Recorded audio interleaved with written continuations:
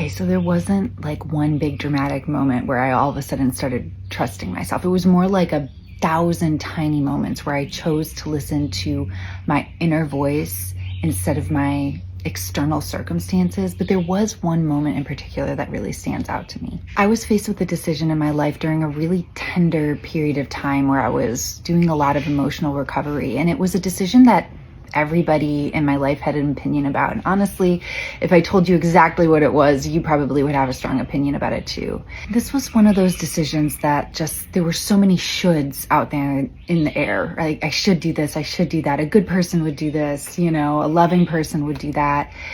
But every time I thought about saying yes to this thing, I had this just drop in my stomach. And it was one of the first times in my life that I really felt like I heard my inner wisdom. And my inner wisdom was telling me that I needed to say no and that I needed to prioritize myself and my own well-being during this time.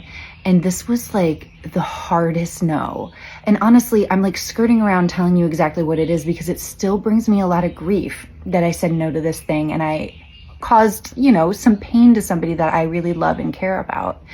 And so, but that was the beginning of me really starting to hear my inner wisdom.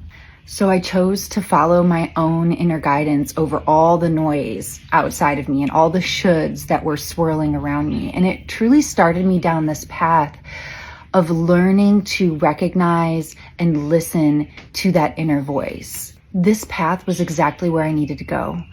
And it taught me how to choose myself over and over and over again. I was constantly coming against circumstances where I could either choose my wisdom or I could choose self-abandonment.